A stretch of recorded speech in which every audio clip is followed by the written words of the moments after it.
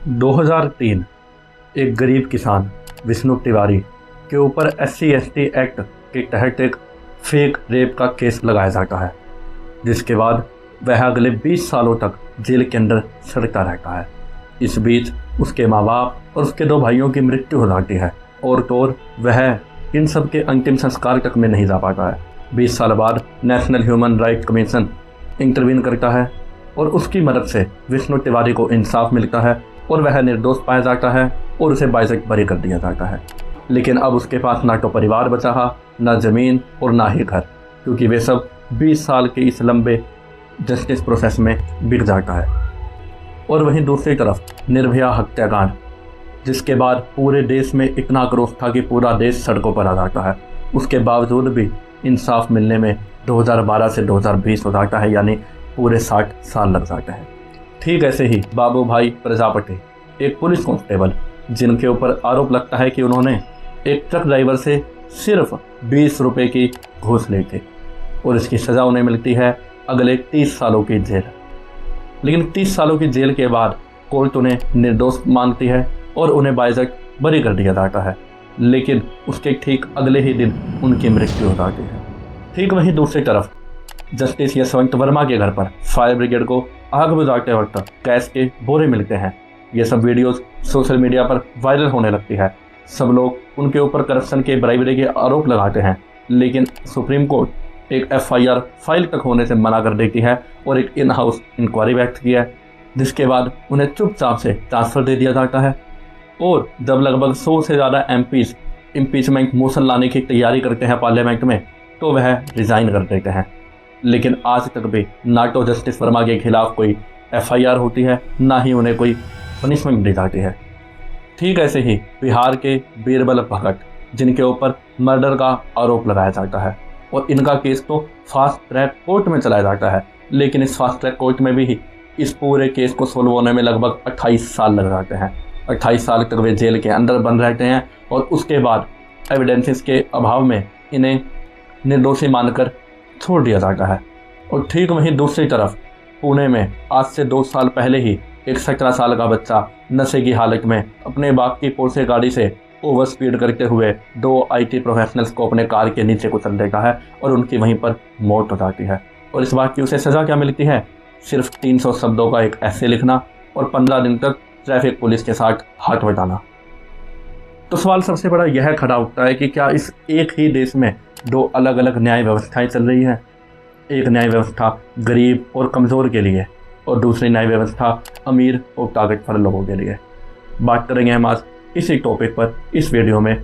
मेरा नाम है सुमित मिठानी और आप देख रहे हैं धर्म नीति, जहां बात करते हैं राजनीति से धर्म। आगे बढ़ने से पहले अगर आपने मेरे चैनल को अब तक सब्सक्राइब नहीं किया है तो प्लीज़ सब्सक्राइब एक लाइक नाउ, क्योंकि मैं ऐसी ही अमेजिंग एजुकेशनल और पॉलिटिकल वीडियोस लेके आता रहता हूं। और अगर आपको चाहिए किसी टॉपिक पर वीडियो तो उसे कमेंट करके ज़रूर बताइएगा। तो शुरू करते हैं जुडिशरी की बात सबसे पहले उसके क्रिटिसिज्म से ही, कि कैसे सुप्रीम कोर्ट कुछ लोगों के लिए को बेहद ही अच्छा कार्य करती है, लेकिन ज़्यादातर गरीब, लोअर मिडिल क्लास लोगों के लिए, असहाय लोगों के लिए ये सिस्टम किसी काम का नहीं है। सबसे पहले बात करते हैं समय रैना के कंट्रोवर्सी की, जहाँ पर कुछ कंट्रोवर्सी होती है, आप सब जानते ही होंगे। सुप्रीम कोर्ट में केस दायर होता है, सुप्रीम कोर्ट इसे एक्सेप्ट करती है, बार बार सुनवाई करती है, समय रैना को एफिडेविट और अपॉलिसी देने के लिए कहती है। और तो और नॉन कंप्लायंस की वजह से हाल ही में उसके ऊपर 3 लाख तक जुर्माना भी लगाया जाता है। परंतु सवाल यह है कि क्या सुप्रीम कोर्ट के पास सही में अब यही इशू बचा है सोल्व करने के लिए और बाकी सभी केसेस पूरे हो चुके हैं? ठीक ऐसे ही 2020 में अर्नब गोस्वामी के ऊपर सुसाइड, अबैटमेंट जैसे केसेस फाइल होते हैं। बॉम्बे हाई कोर्ट उसे बेल लेने से मना कर देती है, लेकिन सुप्रीम कोर्ट 1 हफ्ते के अंदर ही अर्नब गोस्वामी को इंटरिम बेल दे देती है। और तो और वह हाई कोर्ट को ताना टक देती है उसके कॉन्स्टिट्यूशनल ड्यूटीज़ को एब्डिकेट करने की। ठीक ऐसे ही 2021 का आर्यन खान का ड्रग्स केस, जहां पर 3 हफ्ते की ही कस्टडी के बाद उसे बेल मिल जाती है। और अभी हाल ही में हुए कुछ समय पहले ही जब स्टूडेंट प्रोटेस्ट में पुलिस लाठीचार्ज करती है, सुप्रीम कोर्ट में इसके लिए PIL दायर की जाती है, तो CCI सूर्यकांत का कहना था कि वह इन सब चीज़ों से सुप्रीम कोर्ट का और खुद का टाइम वेस्ट ना करें। और तो दिल्ली हाई कोर्ट भी यह कह देती है कि इन सब चीज़ों को कोर्ट में ना ड्रैग करें। हालांकि सीजीआई जस्टिफिकेशन देते हैं कि यह उन्होंने इसलिए कहा था क्योंकि PIL चार्जशीट सिर्फ एक पेज की रिप्रेजेंटेशन थी। परंतु सवाल यह है कि सुप्रीम कोर्ट का, हाई कोर्ट का सामान्य लोगों के लिए, स्टूडेंट्स के लिए इस तरह की भाषा का उपयोग करना कि आप अपना टाइम बर्बाद ना करें, हमारा टाइम ना बर्बाद करें, इन सब चीज़ों को कोर्ट में ना लाएं, और वहीं दूसरी तरफ जैसे ही कोई हाई प्रोफाइल केस होता है तो सीधे उसे अपने पास ले लेना। फ़र्क नहीं पड़ता कि वह केस सही में मायने रखता है या नहीं रखता, क्योंकि समय राणा का केस कोई इतना हाई प्रोफाइल केस नहीं है। उसने कोई मर्डर नहीं किया, उसने कोई फाइनेंशियल फ्रॉड नहीं किया, उसने कोई हीनियस क्राइम नहीं किया। यह सिर्फ एक कॉमेडी कंटेंट का इशू था जिसके लिए नीचे की अदालतें भी अपनी सुनवाई कर सकते थे। परंतु हर लाइमलाइट में आने वाले केस को सुप्रीम कोर्ट का अपने पास ले लेना और उन सब केस पर अपना टाइम ज़ाया करना, जबकि उसके सामने कॉन्स्टिट्यूशन के, नेशनल इम्पोर्टेंस के और इंटर स्टेट के डिस्प्यूट रिजोल्व करने के हज़ारों केसेस पेंडिंग हैं। 2021 में CCI DY चंद्रचूड़ खुद यह बात मानते हैं कि हमें फ्रिवोलस मैटर्स पर अपना टाइम वेस्ट नहीं करना चाहिए, क्योंकि लगभग 95% केसेस सुप्रीम कोर्ट में फ्रिवोलस नेचर के हैं। और ये बयान उस दिन दिया जा रहा जब सुप्रीम कोर्ट को कोविड से रिलेटेड सुओ मोटो कॉग्निजेंट लेते हुए नेशनल इम्पोर्टेंस के केस का ऑर्डर फाइनलाइज करना था। इस समय देश की सभी कोर्ट को अगर मिला दिया जाए तो लगभग 5 करोड़ से भी ज़्यादा केसेस पेंडिंग हैं। सिर्फ सुप्रीम कोर्ट के अंदर लगभग 96,000 से ज़्यादा केसेस पेंडिंग हैं और हाई कोर्ट में लगभग 63 लाख से भी ज़्यादा केसेस पेंडिंग हैं और बाकी के लगभग 4 करोड़ केसेस डिस्ट्रिक्ट कोर्ट में पेंडिंग हैं। तो क्या सुप्रीम कोर्ट के पास सही में टाइम है कि वह इतने सारे केसेस को छोड़कर सिर्फ हाई प्रोफाइल केसेस पर ध्यान दे? तो सुप्रीम कोर्ट क्या सिर्फ और सिर्फ हाई प्रोफाइल लोगों के लिए बनाई गई है? अब आप सब ये पूछोगे कि आखिर इतने सारे केसेस पेंडिंग हैं कैसे, कि क्या कोई ढंग का जज आकर जल्दी जल्दी केस नहीं निपटा सकता? तो इसका जवाब होगा नहीं, क्योंकि देश के अंदर उतने जजेस हैं ही नहीं। अगर सिर्फ हम डिस्ट्रिक्ट कोर्ट की भी बात करें तो वहाँ पर 25,843 सैंक्शनड जजेस होने चाहिए, लेकिन असलियत में सिर्फ और सिर्फ 21,000 जजेस ही नियुक्ति हुई है। लॉ कमीशन की माने तो उनके अनुसार देश में हर 10 लाख लोगों पर सिर्फ और सिर्फ 21 जजेस हैं, जबकि यह आंकड़ा 50 होना चाहिए। यानी कि करंट जजेस के कंपेयर में हमें लगभग 2.5 गुना ज़्यादा जजेस की आवश्यकता है। तो सवाल यह है कि सरकार आकर यह सुप्रीम कोर्ट खुद से इन सब सीट्स को आखिर भर क्यों नहीं रहती? तो वहाँ आती है एक अन्य समस्या कि इनका कोई UPSC के जैसा सेंट्रलाइज एग्ज़ाम नहीं होता। डिस्ट्रिक्ट लेवल पर सभी राज्यों के अपने अपने एग्ज़ाम्स होते हैं और प्रमोशन के ज़रिए जजेस नियुक्त किए जाते हैं, और ये एग्ज़ाम्स इरेगुलर होते हैं, कभी इनके रिजल्ट नहीं आते और कभी कभी तो एग्ज़ाम में एक भी लॉयर या एडवोकेट एग्ज़ाम को क्लियर कर ही नहीं पाता। तो समस्या सबसे पहले को यही आती है कि आखिर ये एग्ज़ाम सिस्टम कैसे वर्क कर रहा है? क्या सही में लोग इन एग्ज़ाम्स को क्लियर नहीं कर पा रहे हैं? क्या यहाँ पर भी कोचिंग इंस्टीट्यूट की ज़रूरत है? क्योंकि आज देश में लगभग हर फील्ड में कोचिंग इंस्टीट्यूट तो खुल ही चुके हैं, फिर चाहे वह नीट हो, UPSC हो, SSC हो, CAPF हो या और कोई अन्य एग्ज़ाम हो। तो क्या अब जजेस की नियुक्ति के लिए भी कोचिंग इंस्टीट्यूट की ज़रूरत है? और ये बात तो हुई डिस्ट्रिक्ट कोर्ट की, लेकिन जब हम बात करते हैं हाई कोर्ट और सुप्रीम कोर्ट की, तो वहाँ पर नियुक्ति कैसे होती है? वहाँ नियुक्ति होती है एक कॉलेजियम के माध्यम से। अगर आप नहीं जानते तो कॉलेजियम एक सुप्रीम कोर्ट का खुद का बनाया हुआ एक सिस्टम है, जिसके अंदर सुप्रीम कोर्ट के लेवल पर चीफ जस्टिस ऑफ इंडिया और उनके साथ 4 अन्य सीनियर मोस्ट जजेस साथ में मिलकर एक कॉलेजियम का निर्माण करते हैं और ये सब मिलकर डिसाइड करते हैं कि हाई कोर्ट के किस जज को प्रमोट करके सुप्रीम कोर्ट में लाया जाए। उसके बाद ये अपनी रिकमेंडेशन लॉ मिनिस्ट्री को भेजते हैं, लॉ मिनिस्ट्री ऊपर प्राइम मिनिस्टर को भेजती है और प्राइम मिनिस्टर फिर इसे राष्ट्रपति को भेजते हैं और इस पूरी प्रोसेस में महीने लग जाते हैं। और बहुत बार गवर्नमेंट किसी नाम पर राज़ी नहीं होती तो वह उसे पुनर्विचार करने के लिए या फिर रिजेक्ट कर देती है। और उससे भी बड़ी समस्या कि यह पूरा का पूरा कॉलेजियम सिस्टम पूरी तरह से ओपेक है, यानी कि इसके अंदर ट्रांसपेरेंसी नहीं है।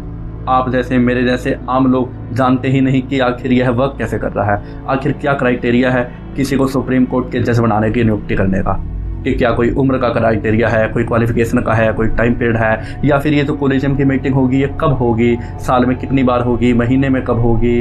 इस तरह की किसी भी तरह की कोई ट्रांसपेरेंसी इस पूरे सिस्टम में एग्जिस्ट नहीं करती और इसीलिए कुछ लोग तो इसे अंकल जजेस कॉलेजियम तक बोलते हैं, अर्थात जजेस अपने ही किसी जान पहचान के व्यक्ति या फिर अपनी फैमिली से ही संबंधित किसी व्यक्ति को प्रमोशन देते हैं। और यह सिस्टम अपने आप में कन्फ्लिक्ट ऑफ इंटरेस्ट भी दिखाता है कि सुप्रीम कोर्ट खुद डिसाइड कर रही है कि उसके बाद वहाँ अंदर कौन आना चाहिए। यह उसके इंडिपेंडेंस पे, अकाउंटेबिलिटी पे, ट्रांसपेरेंसी पे, इन सब पर एक बहुत बड़ा सवाल खड़ा करता है। ऐसा ही कोलेजियम सिस्टम हाई कोर्ट के लेवल पर एग्जिस्ट करता है, जिसमें हाई कोर्ट के चीफ जस्टिस और उनके साथ 2 अन्य सीनियर मोस्ट जजेस होते हैं और वो डिसाइड करते हैं कि डिस्ट्रिक्ट कोर्ट से किस जज को प्रमोट करके हाई कोर्ट में लाया जाए, और उनके ऊपर भी सेम यही एलिगेशन लगते हैं। तो ये सब तो बात हुई कि कोर्ट में, हमारी जुडिशरी सिस्टम में क्या क्या समस्याएं हैं। और सवाल यह आता है कि जब ये सब समस्याएं मुझे दिख रही हैं, आपको दिख रही हैं, तो क्या ये समस्याएं सुप्रीम कोर्ट को, ये समस्याएं सरकार को, सेंट्रल गवर्नमेंट को, पार्लियामेंट को नहीं दिख रही, और क्या उन्होंने इसे रिफॉर्म करने की कोई कोशिश नहीं करी? 2014 में Modi government national judicial appointment commission का गठन करती है, जिसके अंतर्गत CJI, 2 सीनियर जजेस, लॉ मिनिस्टर और 2 एमिनेंट पर्सन शामिल होंगे, और ये मिलकर डिसाइड करेंगे कि किसे सुप्रीम कोर्ट में जज के रूप में नियुक्त किया जाए। परंतु सुप्रीम कोर्ट इसे यह कहकर नल एंड वॉइड कर देती है कि इससे सरकार जुडिशरी को कंट्रोल करना चाहती है। उसके अलावा सरकार बहुत बार अलग अलग कार्यों के लिए फास्ट ट्रैक कोर्ट या फिर ट्रिब्यूनल्स का निर्माण करती है, लेकिन समस्या यहाँ पर भी वही खड़ी हो जाती है। ये फास्ट ट्रैक कोर्ट कहने के लिए तो फास्ट ट्रैक हैं, लेकिन इनका कार्य नॉर्मल कोर्ट के जैसा ही है लगभग। हाँ, इनकी स्पीड थोड़ा ज़्यादा हो सकती है, लेकिन उससे आम आदमी की ज़िंदगी में कुछ खास बदलाव नहीं आता। ऐसा इसलिए क्योंकि इन ट्रिब्यूनल्स और फास्ट ट्रैक कोर्ट्स में भी वही लोग, वही स्टाफ कार्य कर रहा होता है जो कि रेगुलर कोर्ट्स में है।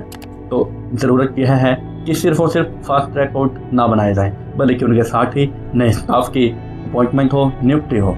उदाहरण के लिए NCLT, जो कि कंपनीज के इंसॉल्वेंसीज के केसेस को हैंडल करने के लिए बनाया गया एक स्पेशलाइज्ड ट्रिब्यूनल है, उसके पास भी अभी इतने पेंडिंग केसेस और बैकलॉग है कि सिर्फ उसे पूरा करने में अगर कोई नया केस ना आए तो लगभग 10 साल का समय लग जाएगा, और इन केसेस की वजह से लगभग 15 लाख करोड़ रुपया कैपिटल के रूप में अटका हुआ है।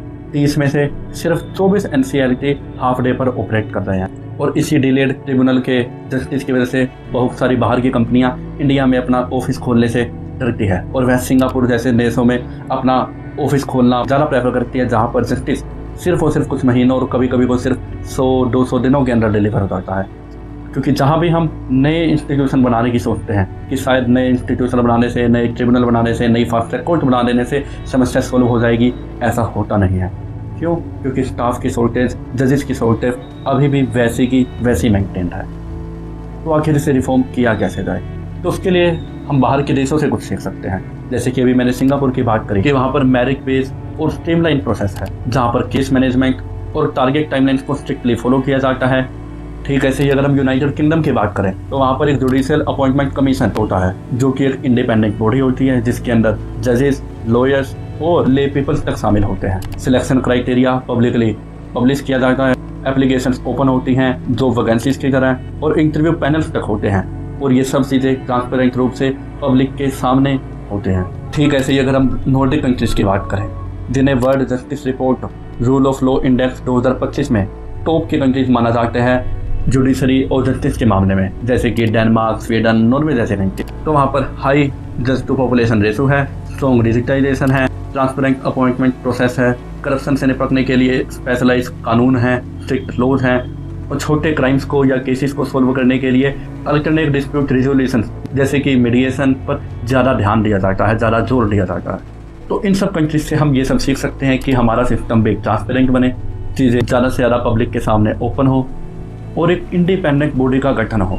वह एक UPSC जैसी कॉन्स्टिट्यूशनल बॉडी भी हो सकती है, जो कि इस बात का सुनिश्चित करे कि अनबायस्ड तरीके से और इंडिपेंडेंटली ट्रांसपेरेंट तरीके से जजेस की नियुक्ति हो, उनका एग्ज़ाम हो, और साथ ही साथ हम सरकार यह सुनिश्चित करे कि देश के इंफ्रास्ट्रक्चर को सुधारा जाए और ज़्यादा जजेस की नियुक्ति हो, ताकि सामान्य लोगों को भी उस न्याय का एहसास हो सके जो अभी तक सिर्फ और सिर्फ अमीर और ताकतवर लोगों के ही नसीब में है।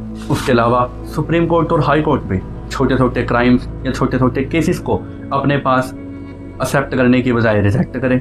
कोशिश हो कि ज़्यादा से ज़्यादा छोटे मोटे केसेस जैसे कि लैंड डिस्प्यूट या फैमिली के डिस्प्यूट को मीडिएशन जैसे अल्टरनेट डिस्प्यूट रिजोल्यूशन के माध्यम से सुलझाया जा सके। इस तरह के केसेस कोर्ट में कभी आए ही ना, और आए तो वो डिस्ट्रिक्ट लेवल के बाद उससे आगे हाई कोर्ट या फिर सुप्रीम कोर्ट के लेवल पर एटलीस्ट ना जाए।